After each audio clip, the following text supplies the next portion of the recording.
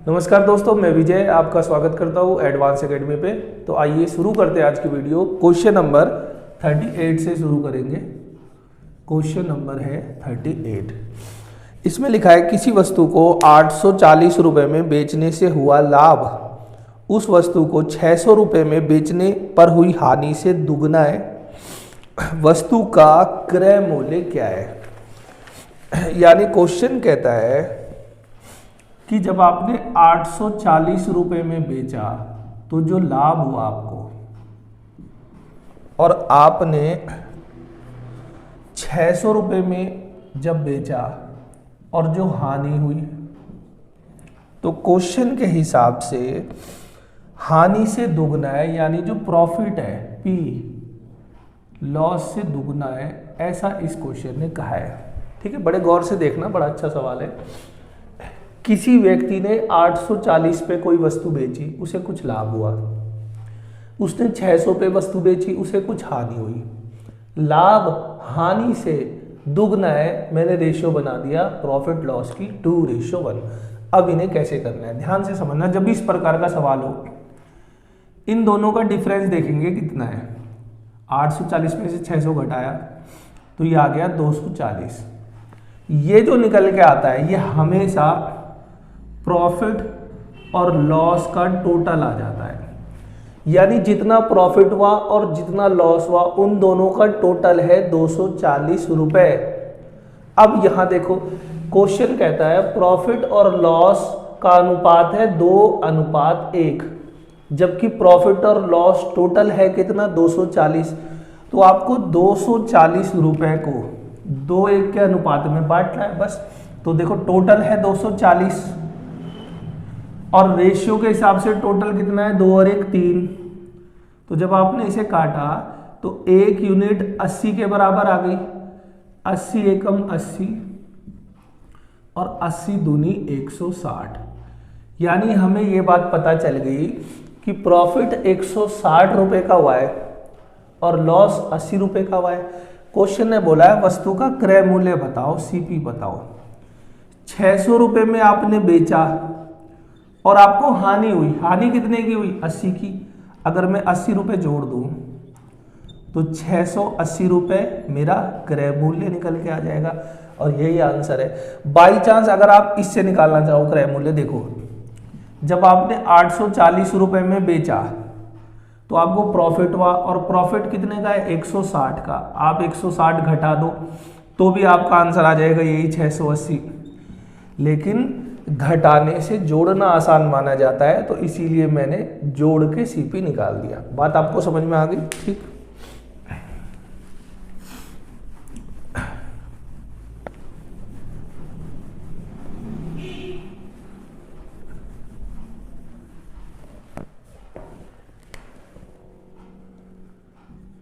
Question number 39।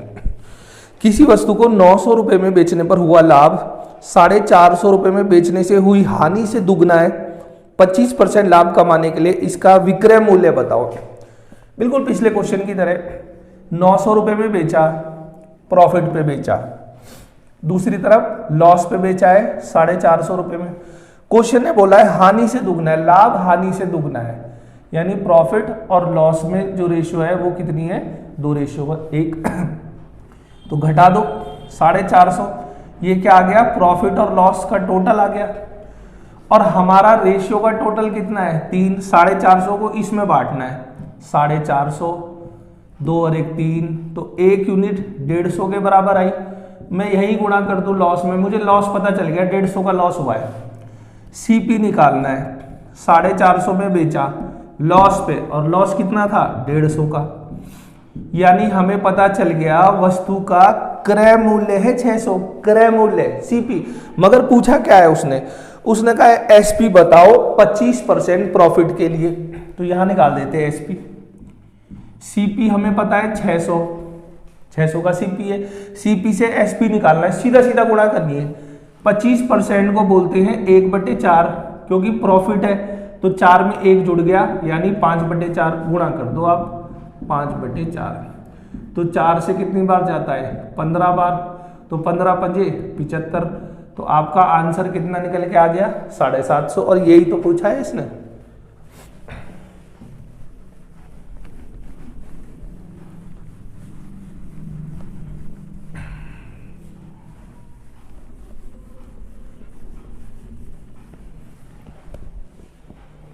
Question अगला देखते हैं 40वां। क्या लिखा है 40 में? किसी वस्तु को 1060 रुपए में बेचने से हुआ लाभ इस वस्तु को 950 रुपए में बेचने पर हुई हानि से 20% अधिक है, तो 20% लाभ कमाने के लिए विक्रय मूल्य क्या होगा? तो सबसे पहले बेच रहा था 160 रुपए में, तो यहां पर लाभ हो रहा था, ये लाभ पर बेच रहा था। दूसरी तरफ बेच रहा था 1950 रुपए में, ये हानि पर बेच रहा था। देखो क्वेश्चन में ऐसा नहीं लिखा है कि 1060 रुपए का लाभ हुआ, 1060 में बेचने पर कुछ लाभ हो रहा था और 950 बेचने पर हानि हो रही थी, मगर क्वेश्चन ने कहा है जो लाभ है वो हानि से 20% अधिक है, ऐसा देखो क्वेश्चन में लिखा है। तो 20% के जो फ्रैक्शन होते हैं ये होते हैं 1/5 अधिक है, यानी 6/5। कौन अधिक है? प्रॉफिट है, तो प्रॉफिट 6 है और लॉस कितना है 5, तो हमारी रेशियो आ गई। ठीक, इनका अंतर देखो कितना है 110, और 110 क्या होता है? प्रॉफिट और लॉस का टोटल, और 110 को 6 और 5 के अनुपात में बांटना है, तो 110 आपका यूनिट का टोटल है 11, 1 यूनिट 10 के बराबर है। लॉस पता चल गया 50। सबसे पहले सीपी निकाल लो। लॉस से 950 में बेचा, लॉस हुआ कितने का? 50 का। वस्तु का सीपी आ गया 1000, क्रय मूल्य 1000, लेकिन उसने पूछा है 25% प्रॉफिट कमाने के लिए एसपी क्या होगा? 25% के फ्रैक्शन होते हैं 1/4, यानी 5/4, गुणा कर दो 5/4 से, 4 से जाएगा 250 बार, और 250 पंजे होता है 1250। आंसर निकल के आ गया 1250।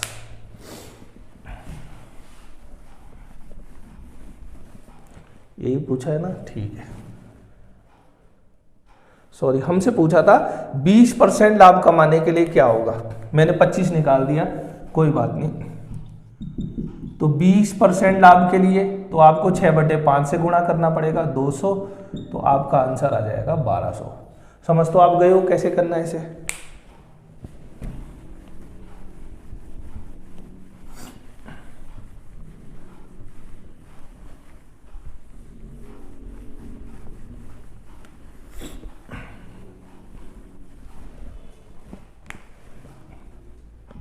Question number 41। एक वस्तु का विक्रय मूल्य है 39 रुपए, इसके लाभ प्रतिशत का संख्यात्मक मान इसके क्रय मूल्य के बराबर है, वस्तु का क्रय मूल्य क्या है? एसपी है 39, तो क्वेश्चन ने कहा है जो लाभ है मान लो x% है, तो इसका क्रय मूल्य सीपी भी x है, यानी इन दोनों का संख्यात्मक मान बराबर है, ऐसा सवाल ने हमसे कहा है। संख्यात्मक मतलब अगर सीपी मान लो 20 रुपए है, प्रॉफिट भी 20% आएगा। अगर सीपी 65 रुपए है, ये भी 65% आएगा। सीपी अगर 10 है, ये भी 10%, यानी इन दोनों की संख्या में मान बराबर है। तो क्वेश्चन ने कहा है हमें बताओ सीपी क्या है। तो जब भी इस प्रकार के क्वेश्चन होंगे तो आपका अधिकतर केस में जीरो वाला आंसर होता है, जिसके पीछे जीरो लगाओ वो हमारा आंसर होगा। हम इसे ऑप्शन से करेंगे। मान लो सारे ही आंसर जीरो वाले हैं तो कोई बात नहीं, हम सबको चेक कर लेंगे। जैसे इस क्वेश्चन को देखते हैं, इसमें क्या क्या ऑप्शन दिए हैं? 25, 30, 35 और 37। तो हमें तो पता है जीरो वाला यही आंसर है, फिर भी इसे चेक कर लेते हैं। देखो अगर मैंने माना ये आंसर है तो सीपी है 30 और बेच कितने में रहा है? 39 में। प्रॉफिट कितने का हो रहा है? 9 का, वो भी 30 पे गुणा में 100, तो इससे ये तो प्रॉफिट भी कितना आया? 30%। जब आपने इसे सीपी लिया तो प्रॉफिट भी 30% आ गया। क्वेश्चन भी तो यही कह रहा है कि जितना प्रॉफिट है उतना ही सीपी है, संख्यात्मक मान बराबर है। इस ऑप्शन को रख के बात बन गई, यानी हमारा आंसर 30 है इसमें। ठीक है,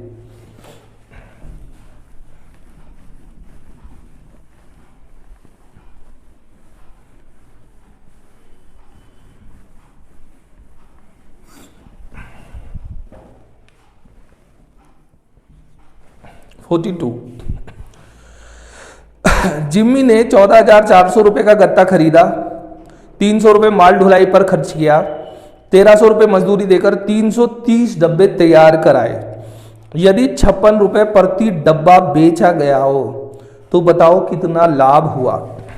तो सबसे पहले जिम्मी ने गत्ता खरीदा 14,400 रुपए का, तो गत्ता खरीदा, 300 रुपए माल ढुलाई पे खर्च किए। जो खरीदते समय खर्चे होते हैं वो आपको कॉस्ट में जोड़ने हैं, कॉस्ट में जुड़ जाते हैं। 300 मैंने ये जोड़ दिया, और भी कुछ खर्चा करा है। 1300 रुपए मजदूरी भी दी है, 1300 रुपए ये भी जोड़ दो, तो 0 0, 3 और 3 6 और 4 10 की 0, और ये 5 और 1 6, 16,000 रुपए खर्चा हुआ। और कितने डब्बे तैयार हो गए? 330 डिब्बे उसके तैयार हो गए। ठीक है जी, अब देखेंगे, देखो क्वेश्चन क्या कहता है। 30 डब्बे तैयार हो गए। अगर ये कट रहा हो तो काट दो, कट गया। अब ये कट नहीं पा रहा, तो मेरा सवाल अब ये बन गया, 33 डब्बे 1600 रुपए में पड़े, ये है मेरी लागत।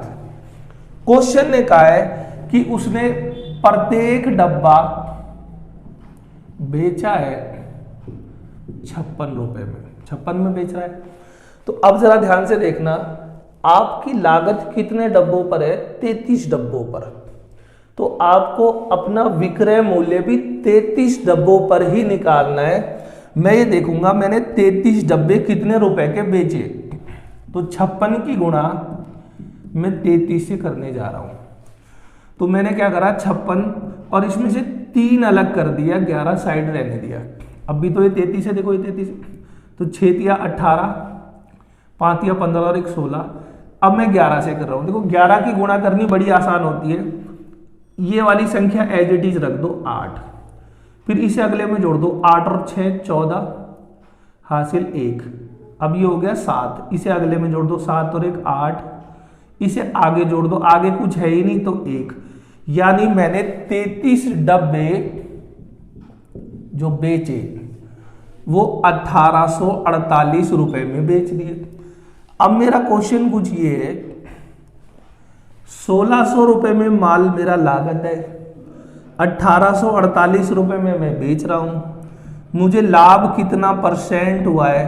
तो देखो 248 रुपए मुझे लाभ हो गए 1600 पे, क्रय मूल्य 1600 है और गुणे में 100, तो 2 जीरो से तो 2 जीरो काट दो, 8 दूनी 16, 8 तिया 24, 8 एकम 8, 31/2% का लाभ हो गया, यानी 15.5%, 15 सही 1/2% का लाभ हो गया, और यही हमारा आंसर आ गया। इस प्रकार के क्वेश्चन में आपको क्या करना होता है, जितने डब्बे आप खरीद रहे हो उतने सेम टू सेम, ये क्वांटिटी सेम करनी है बेचते वक्त, और फिर हमें प्रॉफिट या लॉस निकालना है। अगर मैं ये जीरो नहीं काटता, मान लीजिए मैं 330 का ही हिसाब लगाता, तो फिर मुझे यहां पर भी 330 डब्बों की ही बिक्री मूल्य निकालना पड़ता। ठीक है जी, इसलिए मैंने काट। अब ये कट नहीं रहा था, यहां पॉइंट में आ जाता, तो पॉइंट में आ जाता तो यहां पर जो मेरा आंसर है ये भी एग्जैक्ट नहीं आता, इसीलिए जहां तक कटा मैंने वहीं तक इसे छोड़ दिया।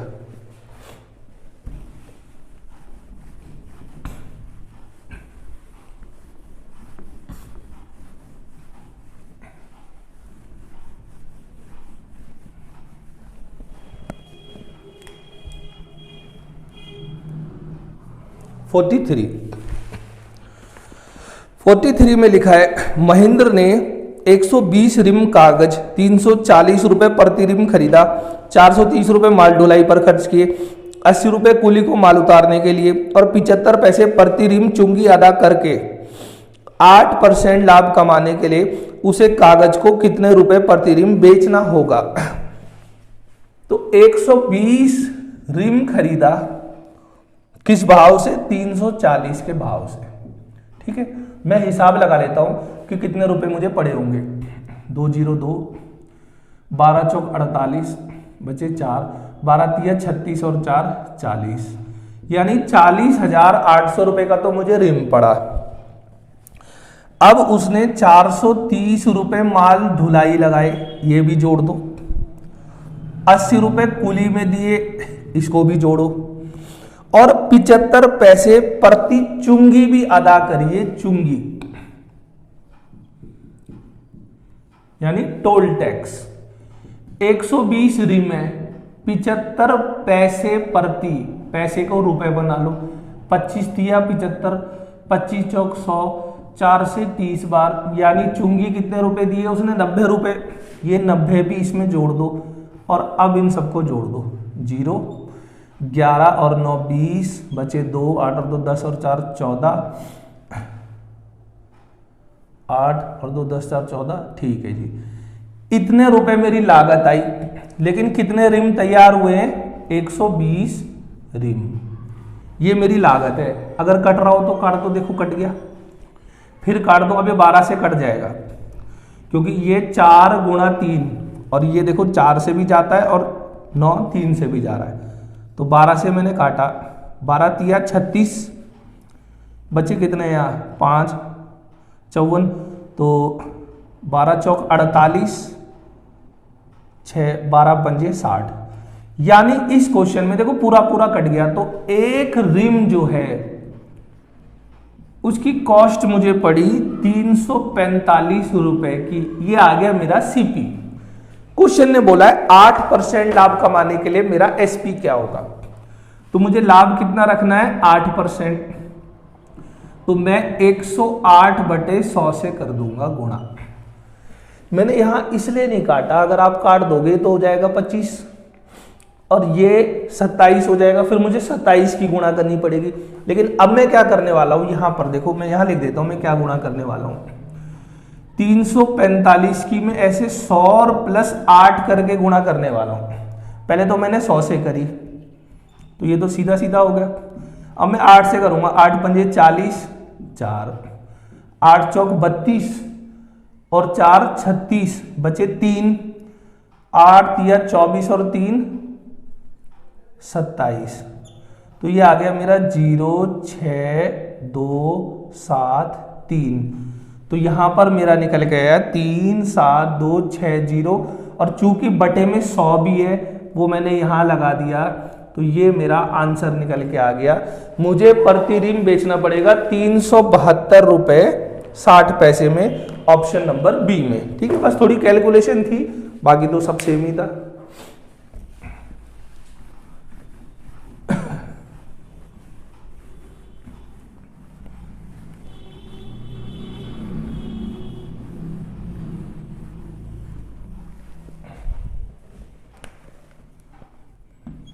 फोर्टी 44 को देखते हैं क्या लिखा है 44 में। एक व्यक्ति ने 60 लीटर दूध 14 रुपए 50 पैसे प्रति लीटर खरीदा, 20 रुपए खर्च करके दूध की क्रीम निकलवाई, इसमें 10 किलोग्राम क्रीम और 40 लीटर सपरेटा प्राप्त किया। क्रीम 55 रुपए और सपरेटा 5 रुपए प्रति लीटर बेचा हो तो बताओ लाभ कितना है? 40 लीटर दूध खरीदा 14.5 रुपए के भाव से, गुणा कर दो, इसे कट गया, 5 चौक 20, 2 4 चौक 16 18 और ये 5, 580 रुपए का तो दूध खरीदा। अब 20 रुपए खर्चा करके उसने क्रीम भी लगवाई है, तो 600 रुपए आ गई उसकी लागत, यानी सीपी। कुल खर्चा तो उसका 600 का हुआ है। अब ये सब करने के बाद उसका माल क्या क्या तैयार हुआ? एक तो उसके पास क्रीम आ गई और एक आ गया जनाब सपरेटा। सपरेटा मतलब जैसे मठा वठा जो होता है वो। अब क्रीम तो आई 10 किलो और सपरेटा तैयार हो गया 40 लीटर। तो क्रीम उसने बेच दी 55 रुपए के भाव से और सपरेटा बेच दिया 5 रुपए के भाव से। हम देखते हैं उसे कितने पैसे आए। 10 किलो क्रीम 55 रुपए के भाव से 550 रुपए तो क्रीम में कमा लिए और 40 पंजे 200 रुपए उसने कमा लिए सपरेटा बेच के। तो कुल मिला के 750 रुपए उसने कमा लिए। 600 रुपए लगाए 750 कमा लिए। देखो 600 लगा के 750 कमा रहा है, इसका मतलब है उसे 150 रुपए का लाभ हो गया।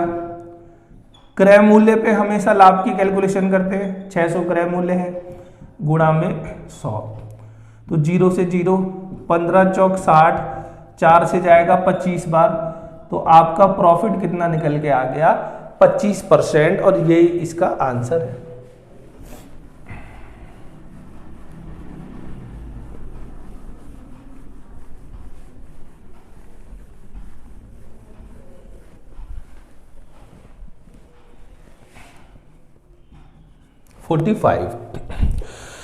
एक व्यक्ति ने 4,800 रुपए के चावल खरीदे। इन चावलों का 3/4 भाग उसने 10% हानि और शेष भाग 10% लाभ पर बेच दिया। पूरे सौदे में उसे क्या हुआ है? बड़े ध्यान से समझना इस टाइप का क्वेश्चन। तो अगले 2-3 क्वेश्चन 48 तक सेम टू सेम इसी टाइप से हैं, तो देखते हैं। देखो 4800 रुपए में खरीदा और हमसे बोल रहा है पूरे सौदे में क्या हुआ, यानी परसेंटेज में उसे आंसर चाहिए। तो इसका मतलब है यहाँ कितने रुपए में खरीदा था, ओरिजिनल वैल्यू से हमें कोई मतलब ही नहीं है। सबसे पहले लिखा है 3/4 भाग 10% हानि पे। 3/4 भाग, ध्यान से समझना, ये जो नीचे होता है ये जो मैंने यहाँ लिखा है, ये हमेशा कुल यानी टोटल को रिप्रेजेंट करेगा। यानी 4 में से 3 भाग बेच दिया, कितने पर? 10% की हानि पर। अगर हानि है तो आप इसे -10 लिखेंगे, अगर प्रॉफिट है तो +10, और प्लस तो लिखना होता ही नहीं है, ठीक है जी। यानी 4 में से 3 भाग बेच दिया 10% की हानि पे प्लस। अब शेष कितना बचा? देखो टोटल कितना था मेरे पास 4 में से 3 बेच दिया तो टोटल तो 4 है, और 4 में से अब कितना बचा? 1 बच गया। 4 में से 3 बेच दिया, ये टोटल है। अब 4 में से 1 बच गया, प्लस कर दिया, ठीक है। अगर ये 2 से ज्यादा होगा तो आप ऐसे प्लस प्लस करते जाएंगे। आगे 2-3 क्वेश्चन ऐसे और है। अब ये दूसरा वाला भाग क्या बेचा है जी? ये बेचा है 10% के लाभ पर, तो यहाँ प्लस का 10, गुणा तो करनी है लेकिन प्लस का मतलब ये वाला प्लस, तो प्लस तो ये प्लस ही। अब इसे सॉल्व कर दो। देखो 10 × 30 -30/4 प्लस ये वाला प्लस 10 एकम 10/4। जब बेस सेम टू सेम होता है तो ऊपर अगर प्लस हो रहा हो तो प्लस कर देते हैं, माइनस तो माइनस, तो -3 + 10 तो -20 आ जाएगा। और जब आप इसे सॉल्व कर दोगे तो -5 आ जाएगा।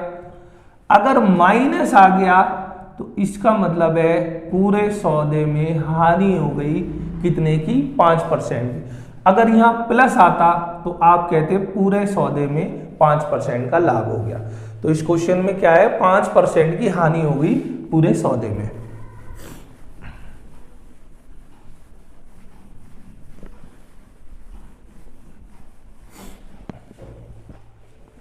क्वेश्चन नंबर 46, ये भी इसी टाइप का है। देखते हैं 2-3 क्वेश्चन ऐसे।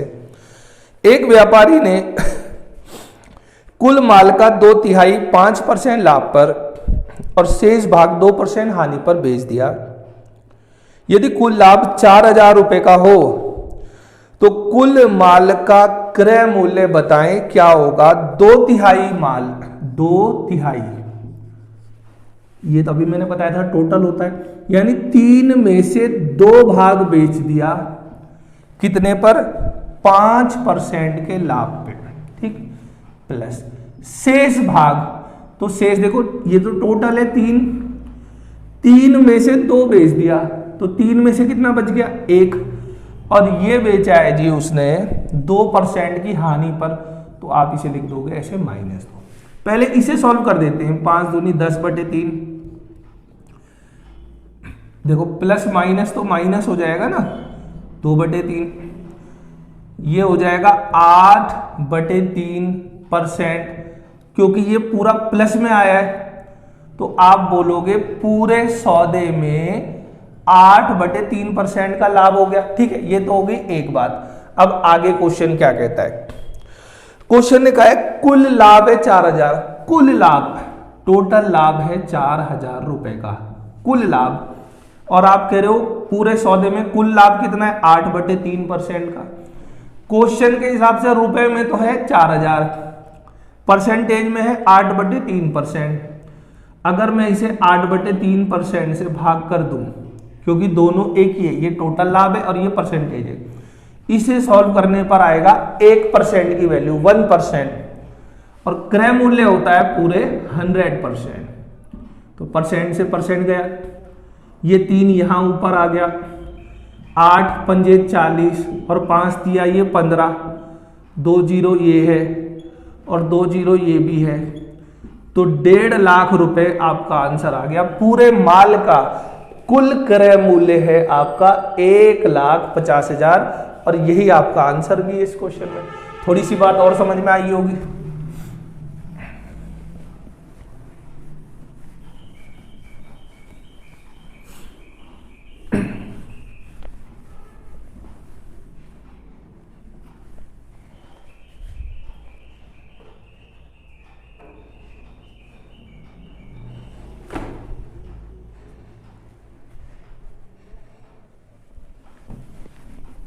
डस्टर से ना साफ नहीं मिटता, इससे बिल्कुल साफ मिट पाता है। अगला क्वेश्चन देख लेते हैं 47। आशीष ने 120 कुर्सियां 440 प्रति कुर्सी खरीदी, 30 कुर्सी 60 रुपए के लाभ पर, 75 80 के लाभ पर और शेष 36 रुपए की हानि पर बेच दी। प्रति कुर्सी औसत लाभ बताओ। औसत मतलब प्रत्येक, या हमसे बोल रहा है पूरे सौदे में कितने रुपए इसकी कीमत है। अब कैसे करना है, देखो हमें ये बात तो पता चल गई कि टोटल जो माल है या टोटल कुर्सियां हैं वो तो 120 है। अभी मैंने कहा था टोटल हमें यहां नीचे लिखना होता है 120। सबसे पहले कह रहा है 30 कुर्सी बेच दी, यानी 120 में 30 कुर्सी बेची, कितने रुपए पर, 60 रुपए के लाभ पर। यहां परसेंटेज ना देके रुपए, तो मैंने 60 लिख दिया, प्लस यहां तो टोटल लिखोगे आप, 120 में से 30 बिक गई, यहां तो टोटल आएगा 120। अब 120 में कितनी बेच रहा है, 75, वो भी कितने पर, 80 रुपए के लाभ पे, 80 लिख दिया। अब देखो फिर देखो यहां नीचे आ गया 120 टोटल। अब शेष कुर्सी बेच दी, शेष कितने की हानि पर, 36 रुपए की हानि पर। ठीक है जी। अब जरा देखना टोटल कुर्सियां यानी टोटल माल मैंने नीचे लिख दिया 120, 30 और 75, 30 और 75 होते हैं 105, 105 बेच दिया, बचा कितना, 15, तो यानी शेष 15 कुर्सी बेची होगी 36 पे। अगर मैं इन सबको सॉल्व कर दूं तो जो रुपए निकल के आएगा पूरे सौदे का एवरेज निकल के आ जाएगा कि प्रत्येक का एवरेज जो मूल्य है लाभ वो इतना है। निकाल देते हैं, 60 से जाएगा 2 बार, 2 से जाएगा 15, ये तो आ गया 15, 0, 4 दूनी 8, 4 तिया 12, 3 से जाएगा ये 25 बार, 25 दूनी 50, ये भी लिख दो। अच्छा यहाँ प्लस है या माइनस है, ये तो हो गया माइनस, 12 से 10 बार, 12 तिया 36, 15 तिया 45, और क्योंकि नीचे 10 है तो ये आ गया। इनको जोड़ दो, 65 माइनस 4.5, तो आपका आंसर आ गया 60 रुपए, 60.5 रुपए। यही हमसे पूछा गया था। आपसे पूछा क्या गया था, प्रति कुर्सी औसत लाभ बताओ, तो हमारा प्रति कुर्सी औसत लाभ कितना निकल के आ गया, 60 रुपए 50 पैसे। बस इतनी सी बात तो पूछी आपसे।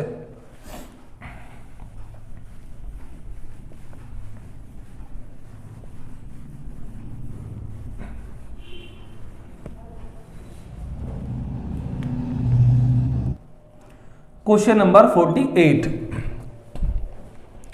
हेमंत ने 10 साड़ी 130 रुपए प्रति लाभ पर, 12 साड़ी 60 रुपए प्रति लाभ पर बेची। शेष 20 साड़ियों को कितने लाभ पर बेचे कि कुल साड़ियों का औसत लाभ हो जाए 75। सबसे पहले हम देखते हैं टोटल कितनी साड़ी हैं उसके पास। टोटल सबसे पहले बेच रहा है 10 साड़ी, उसके बाद बेच रहा है 12 साड़ी, फिर शेष 20 साड़ियों को बेच रहा है। इसका मतलब ये बात हम समझ गए कि टोटल माल, टोटल साड़ी 42 है। टोटल तो हमें यहाँ लिखना होता है 42। अब सबसे पहली बार ये बेच रहा है 10 साड़ियों को, 42 टोटल है, 42 में से 10 को बेचा कितने लाभ पर, 130 रुपए के लाभ पर। अब 12 साड़ी, 42 में से 12 साड़ी इसने बेची कितने के लाभ पर, 60 के लाभ पर। शेष 20 साड़ी, 42 में से शेष 20 साड़ी को किस भाव बेचे, ये हमें पता ही नहीं है। ये निकालना है कि पूरा औसत जो लाभ आ जाए वो निकल के आ जाए 75 रुपए। अब इस क्वेश्चन में ये पूछ रहा है आपसे, अभी तक तो ये दिया होता था तो आप औसत लाभ निकालते थे, यहां औसत दिया हुआ है, ये पूछा है। अब हमने क्या करा, इसे 2 से काट दिया, 5 और 21, इसे भी 2 से काट दिया, 6 और 21, इसे भी 2 से काट दिया, 10 और 21। यहां तो हो गया 13 पंजे 65, 650। यहाँ हो गया 6 6 36, 360, और यहाँ हो गया 10x। और ये जो 21 है नीचे, यहाँ भी 21, यहाँ भी 21, यहाँ भी 21, मैंने कॉमन लिया, 1/21 कॉमन आया, और वो बराबर के दूसरी जब मैं साइड ले गया तो ये गुणा में चला गया, यहाँ पर 75 गुणा में 21। मैंने इसे जोड़ दिया, 0, 6 और 5 11, और ये इतना प्लस 10x।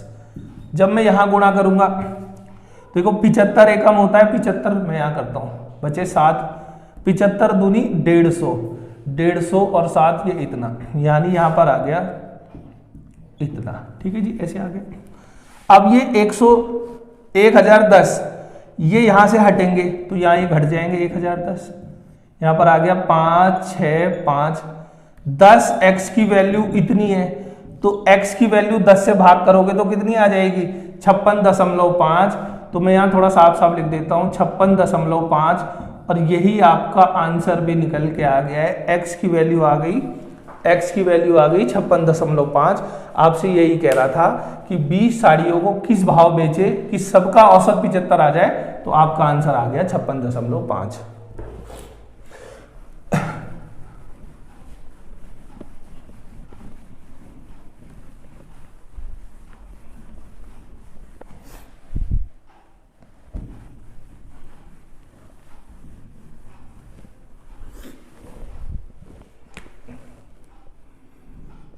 अगर कोई बात आपको समझ में नहीं आती तो आप कमेंट भी कर सकते हैं कि ये बात हमें समझ में नहीं आई, या कोई सुझाव आप देना चाहें तो आपका स्वागत है। Question number 49। एक फल विक्रेता के पास 24 किलोग्राम सेब थे। कुछ सेब 20% लाभ पर, शेष 5% हानि पर बेच दिए। यदि कुल फलों पर 10% लाभ हुआ हो तो हानि पर कितने बेचे। तो यहां पर जो हम मेथड लगा रहे हैं ये है एलिगेशन। ये हमने एवरेज में भी देखा है एलिगेशन।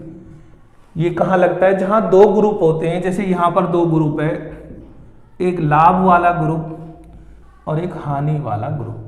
ठीक है, लाभ कितना हुआ है, जो लाभ बेचा, तो लाभ पर बेचने पर आपको 20% लाभ हुआ है, तो यहां लिख देंगे 20। हानि कितनी हुई है 5% की, तो हानि हमेशा माइनस में दर्शाई जाती है, लाभ हमेशा प्लस में होता है, और प्लस को तो लिखना या नहीं लिखना बात बराबर है। तो ये लाभ ये हानि, और इन दोनों के बीच में यहां पर यहां आपको लिखना होता है जो लाभ और हानि दोनों मिलाकर कुल जो हुआ है वो यहां लिखना होता है। तो सवाल ने हमें कहा है कुल उसे 10% का लाभ हुआ है, तो यहां लिख दिया 10। ठीक है जी, क्योंकि लाभ है तो प्लस में ही है। अब क्या करना है, इसमें से ये घटा देना है और इसमें से ये घटा देना है, इसमें से ये घटाना है यहां, और इसमें से ये घटाना है, उसे यहां लिखना है। तो 20 में से 10 जाएगा 10, और 10 में से देखो 10 में से आप घटाओगे -5 को, इसमें से घटाओगे तो यहां तो पहले ही माइनस है, तो माइनस माइनस प्लस हो जाएगा, तो ये फिर 15 आ जाएगा, घटेगा नहीं, ये तो जुड़ गया। अब ये कट रहा हो तो काट दो, 5 तिया 15 और 5 दूनी 10, ये हमारी रेशियो निकल के आ गई। आपको अगर क्वांटिटी दी है, जैसे हमें लिखा है कि 24 किलोग्राम थे, ये इसकी क्वांटिटी है, तो ये क्वांटिटी की रेशियो आ जाती है। अगर कई बार हमें क्रय मूल्य दिया होता है तो ये क्रय मूल्य का रेशियो निकल के आ जाती है। तो क्वेश्चन के हिसाब से टोटल माल 24 किलो है और आपकी रेशियो के हिसाब से टोटल कितनी यूनिट है 5। तो जब आपने भाग करा 24 दूनी 48 यानी 4.8 किलोग्राम एक यूनिट की वैल्यू आ गई। सवाल ने कहा है हानि पर कितने किलो सेब बेचे, इसकी गुणा यहां कर दो 2 यूनिट से, तो 9.6 kg।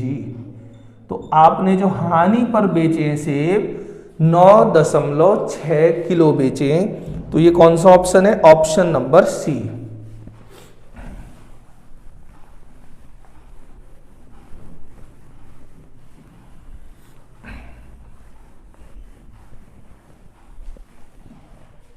क्वेश्चन नंबर 50वां देखिए क्या कहता है। विवेक ने कुछ चावल 1800 प्रति कुंटल की दर से खरीदे, इनमें से 10% चावल खराब होने के कारण फेंकने पड़े। शेष चावलों को किस भाव बेचे कि पूरे माल पर उसे 20% का लाभ हो जाए। सबसे पहले उसने एक क्विंटल बराबर होते हैं 100 किलो के, और 100 किलो खरीदे उसने 1800 रुपए के, जिसमें से 10% खराब हो गए। 100 का 10% होता है 10, तो यानी उसके पास बच तो गए 90 किलो, मगर पैसे तो 1800 रुपए ही चले गए, जेब से तो 1800 चले गए। अगर ये कट रहा हो तो काट दो, 9 से चला जाएगा ये 20 बार। इसका मतलब ये इसकी सीपी निकल के आ गई प्रति किलोग्राम की। उसको जो चावल पड़ा 1 किलो, ये 20 रुपए का पड़ा फेंकने के बाद। अब सवाल कह रहा है किस भाव बेचे, यानी एसपी बताओ कि आपको क्या होना चाहिए जी 20% का लाभ। सीपी है 20, मुझे एसपी निकालना है, सीधी सीधी गुणा करनी है। 20% के फ्रैक्शन होते हैं 1/5, क्योंकि मुझे प्रॉफिट चाहिए, 5 में 1 का प्रॉफिट, तो यानी 6/5। तो मुझे किससे गुणा करनी है 6/5 से, तो 5 से जाएगा 4 बार और 6 चौक 24। तो मुझे ये चावल कितने रुपए में बेचने पड़ेंगे 24 रुपए में, और यही आपका आंसर भी है।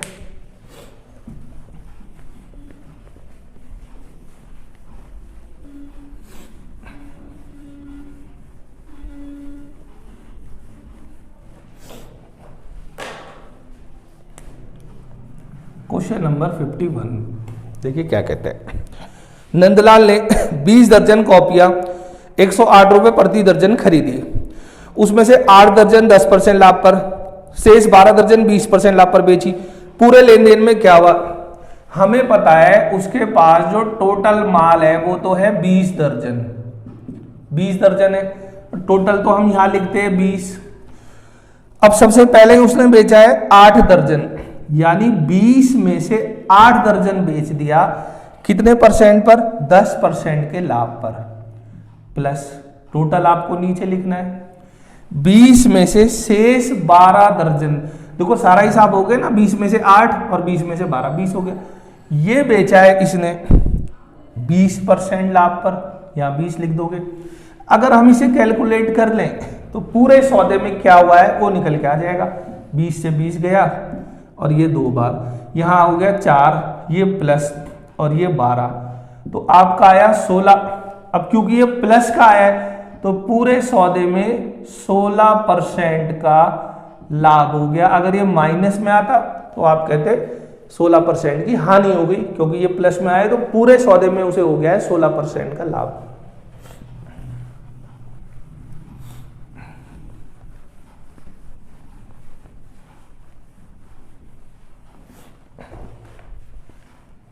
Question number 52। दो घड़ियों का कुल मिलाकर क्रय मूल्य है 3000। एक घड़ी को 15% लाभ पर, दूसरे को 10% हानि पर बेचा। पूरे सौदे में ना लाभ है ना हानि, तो घड़ियों का क्रय मूल्य क्या है? अभी थोड़ी देर पहले हमने क्वेश्चन नंबर 49 देखा था, बिल्कुल उसी की तरह हम करेंगे इसे एलिगेशन मेथड से। अभी थोड़ी देर पहले हमने देखा था ना 49, मैंने कहा था एलिगेशन में 2 ग्रुप है, इसमें भी 2 ग्रुप है, एक तो लाभ और एक है हमारा, एक घड़ी है हानि वाली। एक घड़ी लाभ पे बेची है, एक घड़ी, और दूसरी घड़ी हमने हानि पे बेची। लाभ हो रहा है 15% का और हानि 10% की, ये मैंने ऐसे लिख दिया। फिर अगर आपको ध्यान होगा क्वेश्चन नंबर 49 अभी हमने करा था, वहां पर भी ऐसी था लाभ हानि, और पूरे सौदे में 10% लाभ हो रहा था, पूरे सौदे में, वो हमने यहाँ 10 लिखा था। लेकिन इस क्वेश्चन में लिखा है कि पूरे सौदे में ना लाभ है ना हानि है, तो फिर आप लिख दोगे 0, क्योंकि ना लाभ है ना हानि है। 49 में आपने 10 लिखा था क्योंकि 10 का लाभ था पूरे सौदे में, यहां ना लाभ है ना हानि, तो 0 लिख दोगे। अब इसमें से ये घटा दो तो 15 ही आएगा, इसमें से घटा दो तो ये 10 आएगा, क्योंकि रेशियो में तो माइनस लिखते नहीं है। काट दो, 5 दूनी 10 और 5 तिया 15, तो ये इनकी रेशियो निकल के आ गई सीपी। अभी मैंने कहा था अगर क्वांटिटी दी हो तो ये क्वांटिटी की रेशियो होती है, सीपी दिया हो तो सीपी की। क्वेश्चन ने हमें कहा गया है कि टोटल जो सीपी है वो है 3000 रुपए का, दोनों घड़ियों का सीपी है 3000 का, और आपका टोटल सीपी कितना है 5 का, तो एक यूनिट 600 के बराबर है, गुणा कर दो, 6 तिया 18 और 6 दूनी 12, यानी एक घड़ी 1200 रुपए की है और दूसरी घड़ी कितने रुपए की है? 1800 रुपए की। ऑप्शन नंबर सी आपका सही आंसर है। तो ऐसी मैं आशा करता हूं कि आज की वीडियो आपके लिए उपयोगी भी साबित हुई होगी, आपको समझ में भी आई होगी। अगर कुछ बात जो आपको नहीं समझ में आई या कुछ सुझाव देना आप चाहें तो कमेंट कर देना। अगर वीडियो अच्छी लगे लाइक कर देना, और चैनल अभी तक अगर सब्सक्राइब नहीं किया हुआ तो चैनल तो सब्सक्राइब कर ही देना।